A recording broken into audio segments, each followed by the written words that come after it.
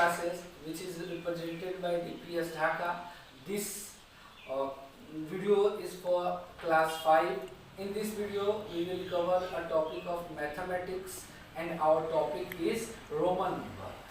Student, as we have already learnt in a class 4 that how to write numbers by using a different letters. I think we have already learnt how to write Roman number up to 39. हम लोग 39 तक numbers को Romans number को कैसे लिखते हैं हम लोग पढ़ चुके हैं क्लास 4 में. अब 39 के बाद जो है अलग अलग नंबर्स को लेटर के हेल्प से कैसे लिखेंगे ये हम लोग इस वीडियो में सीखेंगे.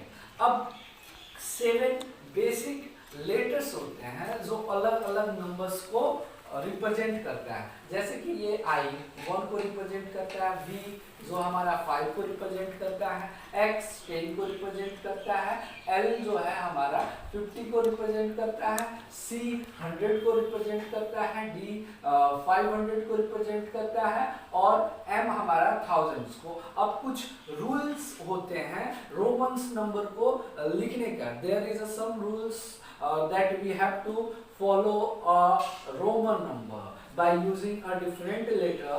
Our first rule is putting a letter after one of the bigger value means you add it. अगर किसी भी बड़े वैल्यू के सामने यानी हम लोग राइट के तरफ अगर किसी भी बड़े वैल्यू के राइट के तरफ हम लोग नंबर्स को लिख रहे हैं, लेटर्स को लिख रहे हैं, उसका मतलब जो है हम लोग ऐड कर रहे हैं. एज फॉर एग्जांपल अगर हम लोग को 72 रिप्रेजेंट करना होगा तो 72 रिप्रेजेंट करने के लिए तो क्या करेंगे. सबसे पहले हम लोग 72 जो होता है हमारा क्या होता है 50 प्लस 10 प्लस 10 प्लस 1 प्लस 1 यही होता है ना. तो 50 को 72 को रिप्रेजेंट करने के लिए 50 का आपको लेटर लेना पड़ेगा जो L होता है. L 50 को रिप्रेजेंट करता है और जैसे ही राइट की तरफ हम लोग लिखते हैं इसका मतलब एडिशंस होता है.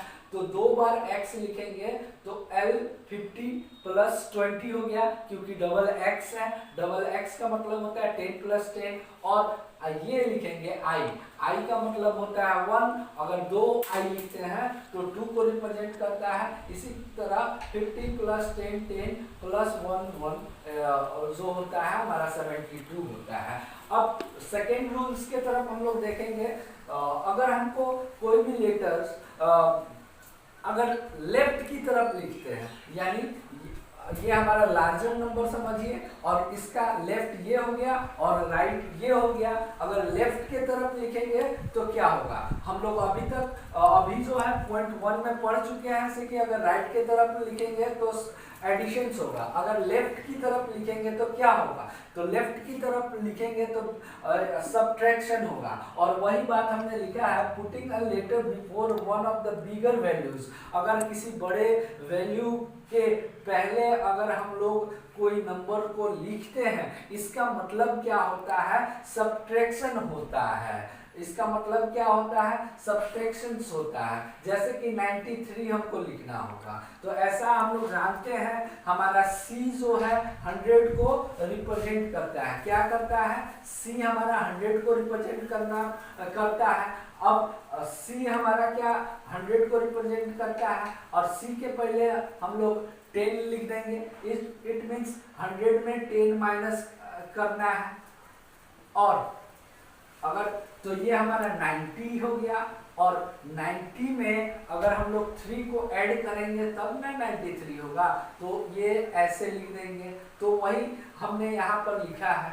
अब थर्ड पॉइंट है when a smaller number that has been made of 2 letters using the addition subtraction rules is combined with a larger number, the whole of a smaller number is written to right of the larger one. अब जब भी हम लोगों को अलग अलग numbers represent करने होंगे तो करना होगा, अगर एडिशंस करना होगा तो राइट की तरफ लिखेंगे, और अगर सब्ट्रैक्शन करना होगा तो लेफ्ट की ओर लिखेंगे। यानी राइट के साइड में एडिशंस और लेफ्ट के साइड में सब्ट्रैक्शन होगा। अब हम लोग कैसे नंबर्स को, रोमन नंबर्स को लिखते हैं ये सीखेंगे। तो 1 का जो है कौन लेटर से, तो आई से जो है 1 को रिप्रेजेंट करते हैं। अगर हम लोग राइट के तरफ डबल आई लिख देंगे तो ये 2 लिखा जाएगा। अगर और एक और लिख देंगे, 3 आई लिख देंगे तो 3 होता है। अगर 4 लिखना होगा तो हम लोग जानते हैं कि रोमन नंबर में 3 से ज़्यादा एक लेटर रिपीटेशंस नहीं होते हैं। इसी के लिए अगर हमको 4 लिखना होगा तो सबसे पहले 5 लिखिए। 5 ये B जो है 5 को रिप्रेजेंट करता है। अगर ये बड़ा नंबर है और इसके लेफ्ट में लिखिएगा, इसका मतलब जो होता है सब्ट्रैक्शन होता है।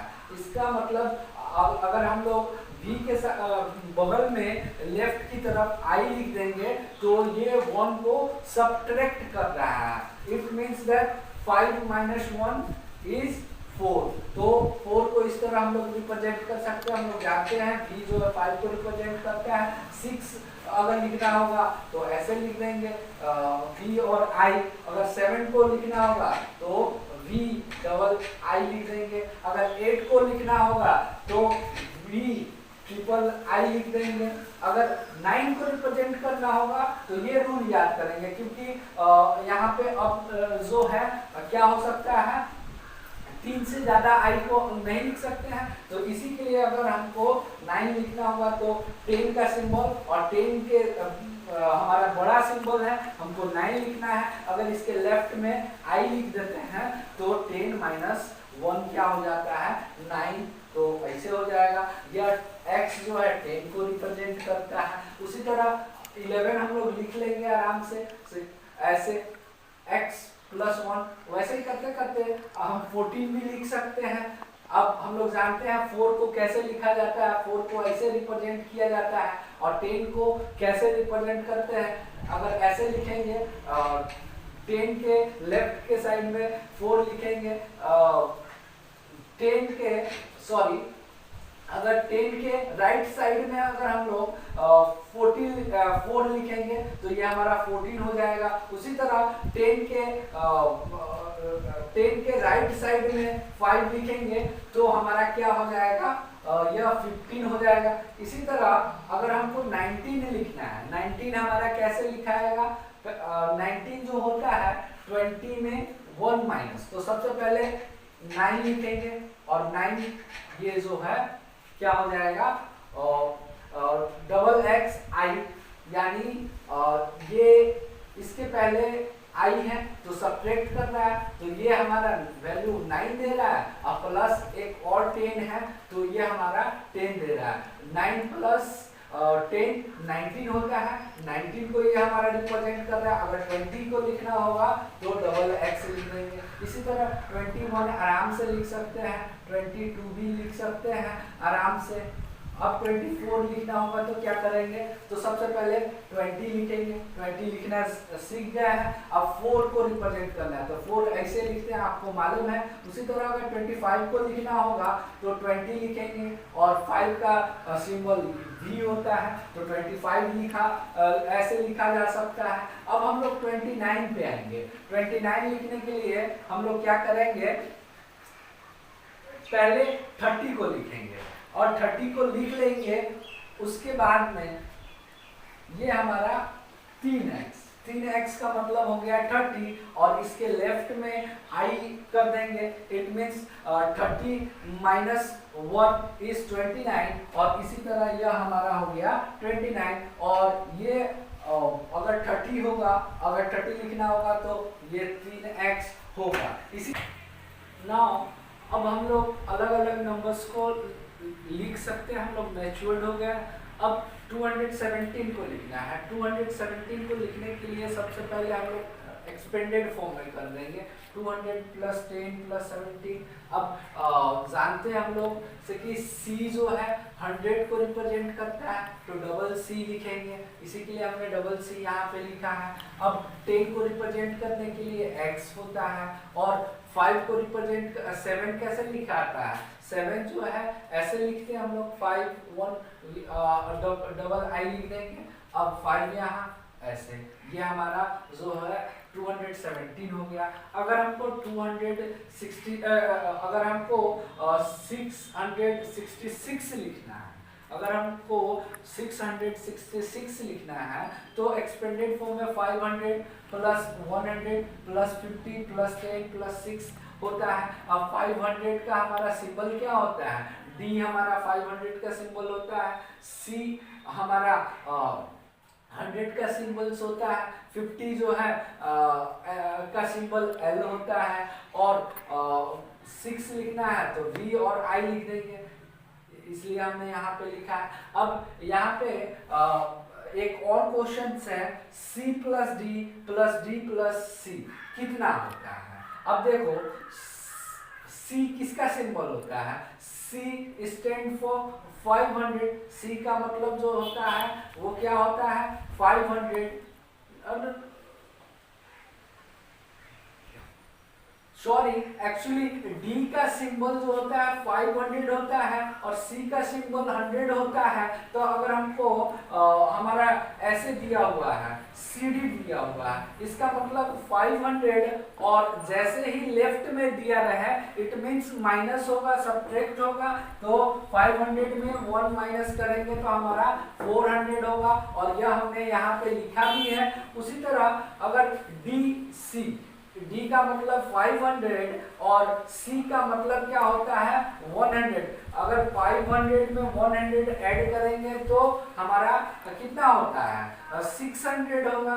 500 में अगर हम लोग 1 को ऐड करेंगे 100 को तो 600 होगा, और जैसे ही हम लोग 400 प्लस 600 को ऐड करेंगे हमारा कितना मिलेगा 1000 मिलेगा। अब मैं आशा करता हूँ, I hope that you have understood Roman number. Thank you.